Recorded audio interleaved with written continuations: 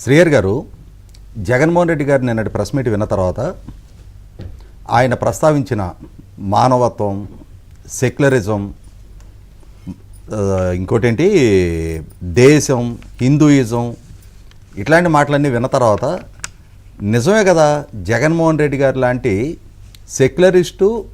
సర్వమానవ సౌభ్రాతృత్వం కోరుకునే నాయకుడు జగన్మోహన్ రెడ్డి గారు ఇవాళ తిరుమల దర్శనానికి వెళ్తుంటే ఆటంకాలు కలిపియటం ఏంటని చెప్పని ఎవడన్నా కనీసం పిచ్చోళ్ళు లేచోళ్ళు ఒకళ్ళన్నా నమ్మకపోతారా అని చెప్పని ఆయన తాపత్రయం. ఇవాళ నిజంగానే అంతటి సెక్యులర్ భావాలు జగన్మోహన్ రెడ్డి గారికి ఉండున్నట్టయితే మన శారదాపీఠం స్వరూపానంద గారు జగన్మోహన్ రెడ్డి గారిని నేనే స్వయంగా ఋషికేశ్లో స్నానం చేయించి హిందూగా కన్వర్ట్ చేయించాను, నేను చేసిన రాజశ్యామల యాగ పర్యవసానమే ఆ ఫలం దక్కే ఆయనకి ముఖ్యమంత్రిత్వం దక్కింది అని చెప్పని ఆయన ప్రకటించుకున్న రోజు నన్ను ఒక మతానికి ఎలా పరిమితం చేస్తావా, నువ్వు చేసిన యాగాల వల్ల నేను ముఖ్యమంత్రి కావడం ఏంటి, ప్రజలు వేసిన ఓట్ల వల్ల నాకు అవకాశం దక్కిందని చెప్పని ఆయన ఖండించి ఉండాల్సింది. తర్వాత మొన్న ఎన్నికలకు ముందు వాళ్ళ మేనత్త విమల గారు రాష్ట్ర వ్యాప్తంగా ప్రతి జిల్లాలో ఫాస్టర్లతో సమావేశం ఏర్పాటు చేసి క్రిస్టియన్ అయిన జగన్మోహన్ రెడ్డిని గెలిపించుకుంటేనే ఆంధ్రప్రదేశ్ రాష్ట్రంలో క్రిస్టియన్ మతం బతికుంటుంది,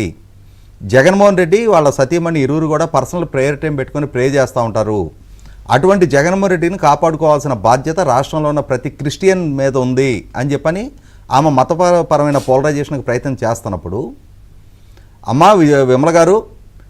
నాలాంటి సర్వమానవ సౌభ్రాతృత్వం కోరుకునేవాడిని ఒక మతానికి పరిమితం చేసి నువ్వు ఇవాళ నా స్థాయి చాలా తగ్గిస్తున్నావు, నువ్వు మతపరమైన పోలరైజేషన్కి ప్రయత్నం చేయటం ఏంటి, ఈమెకి ఈ జిల్లాలో అయిపోయింది, నెక్స్ట్ జిల్లాలో ఈమె సభకు అనుమతి ఇవ్వద్దు అని చెప్పాను. కనుక ఆ రోజు జగన్మోహన్ రెడ్డి పాలకుడుగా కొంచెం ఒక అడుగు ముందుకేసి మతపరమైన పోలరైజేషన్కి కానీ చొరవ కనుక ఆయన చూపించున్నట్టయితే ఇవాళ జగన్మోహన్ రెడ్డికి ఈ మాటలు మాట్లాడటానికి ఆస్కారం ఉండేది. అలాగే మంత్రి హోదాలో ఉన్న జోగి రమేష్ గారు, అలాగే ఎమ్మెల్యే హోదాలో ఉన్న దూరంపూడి చంద్రశేఖర్ రెడ్డి గారు, వాళ్ళిరువురు కూడా క్రిస్టియన్ సమావేశాలు ఏర్పాటు చేసి ఆ సమావేశాల్లో క్రిస్టియన్ అయిన జగన్మోహన్ రెడ్డిని గెలిపించుకుంటేనే ఈ రాష్ట్రంలో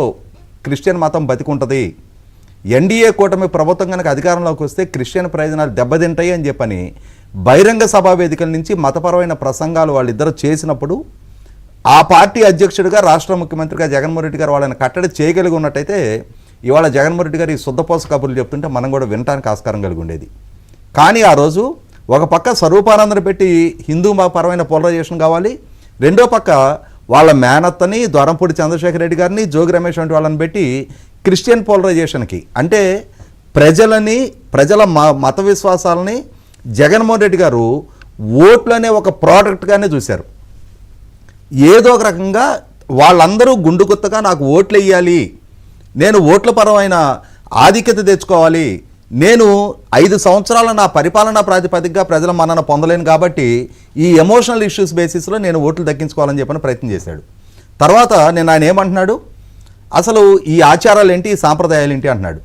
ఇదే జగన్మోహన్ రెడ్డి గారు 5 సంవత్సరాల పాటు పట్టు వస్త్రాలు సమర్పించారు కదా, పట్టు వస్త్రాలు సమర్పించే రోజు ఆయన రెగ్యులర్గా వేసుకునే ప్యాంట్ షర్ట్ వేసుకుని వెళ్ళాడా, అక్కడ ఆలయ సాంప్రదాయం ప్రకారం ధోతి కట్టుకుని వెళ్ళాడా? అంటే ఒకప్పుడు గతంలో ప్యాంట్ షర్ట్ వేసుకుని వెళ్ళేవాళ్ళం టెంపుల్లో, గత 15 సంవత్సరాలుగా సాంప్రదాయ వస్త్రాలే ధరించి వెళ్ళాలి అని చెప్పిన ఒక కండిషన్ తీసుకొచ్చిన తర్వాత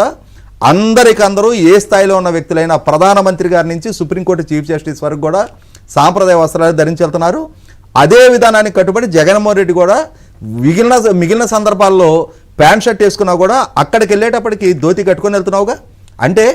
ఆలయ సాంప్రదాయాన్ని మన్నించి అక్కడ నువ్వు ధోతి కట్టుకొని వెళ్ళినాడివి, ఇంకొక ఆలయ సాంప్రదాయాన్ని మన్నించనని ఎందుకని చెప్తా ఉన్నావు? అంటే ఆలయ సాంప్రదాయాన్ని మన్నించనంతటి పెద్దవాడు నువ్వు. జగన్మోహన్ రెడ్డిలో ఒక రకమైన యాటిట్యూడ్ పెరిగిపోయింది గత 5 సంవత్సరాలుగా. స్థానిక సంస్థల ఎన్నికలను వాయిదా వేస్తే స్టేట్ ఎలక్షన్ కమిషనర్గా ఉన్న డాక్టర్ నిమ్మగడ్డ రమేష్ గారిని నేనా ముఖ్యమంత్రిని